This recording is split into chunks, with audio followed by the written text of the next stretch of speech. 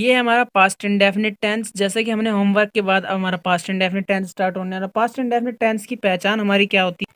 तो past indefinite tense की पहचान हमारी ये होती है। पहचान का आपका ये डे 7 है और डे 7 में आज हम पढ़ने वाले हैं past perfect, past indefinite tense के बारे में। और पास्ट इंडेफिनिट टेंस में जो जो रूल्स होते हैं, पहचान होती है और उनके एक एक एग्जांपल जरूर बताएंगे। और साथ में सबसे पहले हम अपने पहले जो हमने पिछली वीडियो में डे 6 की वीडियो में हमने जो होमवर्क दिया था आपको, आज उसका होमवर्क का सॉल्व आपको यहाँ पर दे रखा है और उसे हम डे 1 बाय 1 सॉल्व करके दिखाएंगे। ठीक है स्टूडेंट्स, तो चलते हैं। हम पहला सेंटेंस हमारा ये है, कुछ इस तरीके से होमवर्क करेंगे।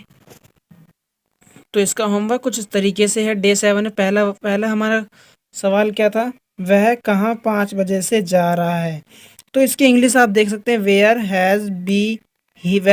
Has he been going since 5 o'clock।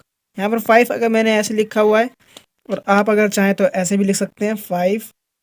ठीक है स्टूडेंट्स, फिर आप लिख सकते हो तुम 2 बजे से क्या कर रहे हो।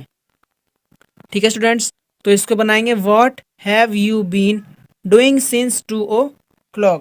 फिर इसको हम 3 घंटे से देख रहे हैं। We have been watching for 3 hour. यहाँ पर वॉचिंग की जगह आप सीइंग लगा सकते हैं, लुकिंग लगा सकते हैं। ठीक है, लेकिन वो वॉचिंग में टीवी देख रहे हैं।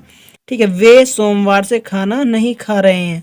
तो they have not been eating food since Monday.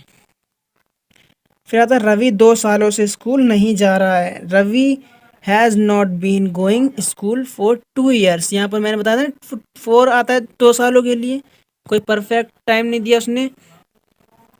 ठीक है स्टूडेंट्स, फिर मैं 1972 से किताब नहीं लिख रहा हूँ।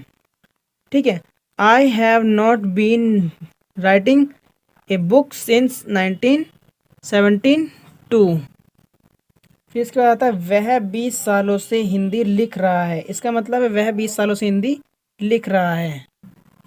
तो इसकी इंग्लिश कैसे होगी? He has been writing Hindi for 20 years। जैसे कोई कोई टीचर होता है ना, 20 सालों से इंग्लिश लिख रहा होता है या हिंदी लिख रहा होता है। फिर क्या क्या वह 4 घंटों से सो नहीं रहा है। यहाँ पर हमारी एक एरर थी, जैसे कहते हैं से। तो क्या वह 4 घंटों से सो नहीं रहा है। तो has he not been sleeping for 4 hour. यहाँ पर आपको 4 ये अलग है और यार 4 अलग है, इसलिए मैंने अलग अलग लिखा है। ठीक है स्टूडेंट्स, फिर आते हैं आगे। वह क्यों 3 दिनों से इंग्लिश बोल रहा है।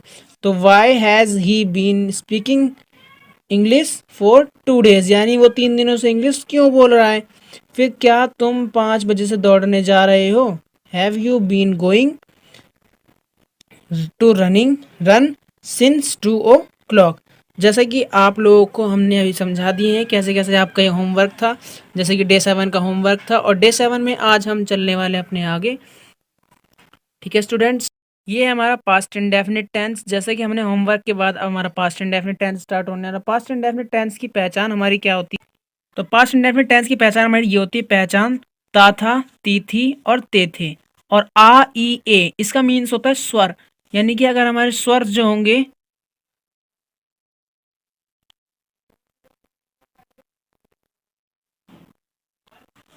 ठीक है स्टूडेंट्स, उल्टे हाथ से कर रहा हूँ तो राइटिंग बहुत ख़राब आ रही है। तो as hope I hope compare करो, कम वो आप लोग थोड़ा सा एडजस्ट करोगे। ठीक है, अब हमारा था अफर्मेटिव सेंटेंस। तो अफर्मेटिव सेंटेंस में आता सब्जेक्ट प्लस वर्ब की सेकंड फॉर्म। पहले इसका रूल देख लेते हैं। इसे आपको स्वर भी कह सकते हो। पहचान में ता था, ती थी और ते थे। आ ई और ए में जिसे कहते हैं हम स्वर। तो स्वर जो होते हैं हमारे, इसे ऐसे ब्रैकेट में बंद कर लो।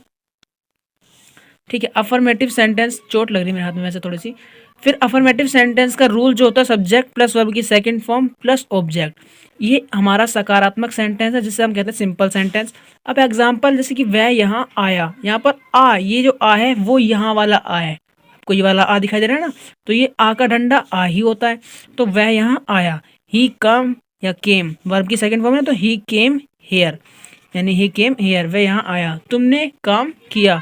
यू डिड, यानी डू में डू की सेकंड फॉर्म डिड, वर्क, तुमने काम किया, ये इसकी फॉर्म होती है। ठीक है स्टूडेंट्स, चलते हैं अपने नेगेटिव सेंटेंस की तरफ। अगर आपको थोड़ा ध्यान और देना है तो देख लीजिए। अफर्मेटिव सेंटेंस मतलब सकारात्मक सेंटेंस। इसका रूल होता है subject plus second form plus object और पॉइंट। यानी सबसे पहले सिंपल सेंटेंस तो सबसे छोटा सेंटेंस होता है। एग्जाम्पल है वह यहाँ आया, यानी ही केम हेयर, या वह यहाँ आई तो सी केम हेयर। तुमने काम किया तो यू डिड वर्क, तुमने काम किया। फिर इसके बाद आते हैं नीचे, तो नेगेटिव सेंटेंस में आता है हमारा इसका रूल सभी पर, subject plus did plus not plus verb की फर्स्ट फॉर्म प्लस ऑब्जेक्ट। यहाँ पर आपको ये वाला डिड नहीं देखना है, ये डिड सब्जेक्ट यानी रूल में होता है, डू की सेकंड फॉर्म तो आपको लगानी ही नहीं है। तो subject plus did plus not plus verb की फर्स्ट फॉर्म प्लस ऑब्जेक्ट। ठीक है स्टूडेंट्स, तो इसका एक एग्जाम्पल देखते हैं। राम, यानी राम तो एक सब्जेक्ट है, फिर ने खाना नहीं खाया, यहाँ पर आपको डॉट आना है। फिर राम डिड हमारा यहाँ से यहाँ पर आ गया डिड, फिर नॉट का नॉट आ गया, अब वर्ब की फर्स्ट फॉर्म तो ईट आ गई, और फिर फूड ऑब्जेक्ट आ गया। तो Ram did not eat food, Ram ने खाना नहीं खाया। यहाँ पर आखिरी डंडा आ का।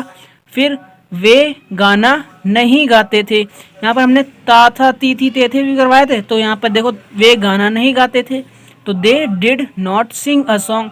यहाँ पर आपको प्रेजेंट इंडेफिनिट जैसा नहीं है कि डू या डज में से क्या लगाना है, यहाँ पर आपको दे डिड, चाहे प्रेजेंट चाहे वो हो प्लूरल हो चाहे सिंगुलर हो, आपको डिड लगाना है। तो they did not sing a song, यहाँ पर आपको पॉइंट लगा देना है छोटा सा। तो अगर समझ में आया तो नहीं, ठीक है, अगर नहीं समझ में आया तो दोबारा समझा सकते हैं हम आपको।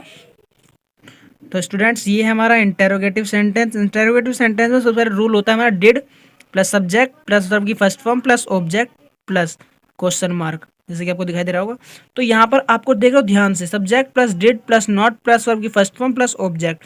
यहाँ पर ये डिड ये आगे आ गया डिड, ठीक है। नेगेटिव सेंटेंस का ये था हमारा नेगेटिव सेंटेंस, इसका subject plus did plus not plus verb की फर्स्ट फॉर्म प्लस ऑब्जेक्ट था। तो ठीक इसका डिड जो है वो आगे आ जाएगा हमारा, जैसे कि यहाँ पर दिया हुआ है did plus subject plus verb की फर्स्ट फॉर्म प्लस ऑब्जेक्ट। बस वो नेगेटिव था इसलिए नॉट लग गया, लेकिन यहाँ पर नेगेटिव नहीं है तो इसलिए नॉट नहीं लगाना है। अगर नॉट लगाना हो तो आपको यहाँ पर नॉट लगेगा, यहाँ पर जहाँ मैंने डॉट किया है, ठीक है। Did plus subject plus not plus verb की first form plus object plus question mark, ठीक है स्टूडेंट्स। तो अब चलते हैं यहाँ पर आगे, क्या सीता ने गाना गाया, तो did Sita sing a song, फिर क्वेश्चन मार्क आ जाता है हमारा। तो क्या हम स्कूल जाते थे, तो फिर यहाँ पर did we go to school, और क्वेश्चन मार्क आपका पक्का जरूर आना है, ठीक है स्टूडेंट्स। तो जैसे कि हमारा इंट्रोगेटिव सेंटेंस एक बार दोबारा समझ लेते हैं, did plus subject plus verb की first form plus object plus question mark. आप यहाँ देख सकते हैं कि subject plus did plus not आया था प्लस वर्ब की फर्स्ट फॉर्म आई थी प्लस ऑब्जेक्ट आया था, ठीक है। फिर आप यहाँ देखिए तुरंत उस डिड का ठीक उल्टा यहाँ पर हो गया था। तो did plus subject plus verb की first form plus object plus verb plus question mark. फिर अब एग्जाम्पल में देखिए आप, क्या सीता ने गाना गाया, तो did Sita sing a song, question mark. तो क्या हम स्कूल जाते थे, तो did we go to school, और क्वेश्चन मार्क आपका पक्का जरूर आएगा, ठीक है स्टूडेंट्स। तो जैसे कि हमने इंट्रोगेटिव सेंटेंस तक बढ़ चुके हैं, अगर आपको समझ में आया तो अच्छी बात है, नहीं आया तो आप इस वीडियो को जरूर देखिए, बिना स्किप कर देखिए, तभी आपको समझ में आएगा। और अगर आज आ जाएगा तो हम आपको एंड में अपने क्वेश्चन होमवर्क आपको जरूर देंगे, जिसे आपको डेट में जरूर चेक करना पड़ेगा, ठीक है। तो चलते हैं अपने डब्ल्यूएच फैमिली पर, उसे जरूर देखते हुए जाइए। तो ये हमारा WH family sentence. WH family sentence में रूल क्या हो, WH family plus did plus subject plus verb की फर्स्ट फॉर्म प्लस ऑब्जेक्ट हमारा प्लस क्वेश्चन मार्क, ठीक है students. WH family plus did plus verb की फर्स्ट सब्जेक्ट प्लस वर्ब की first form plus object plus question mark. तो ठीक इसे interrogative का ठीक थोड़ा सा कंफ्यूजन वाला है, लेकिन थोड़ा ध्यान से देखो। इंट्रोगेटिव में हमारा ये था कि डिड यहाँ पर आ गया था, डब्ल्यूएच फैमिली ठीक यहीं आ जाएगा हमारा इसके आगे, ठीक है स्टूडेंट, जहाँ मैं डॉट किया है।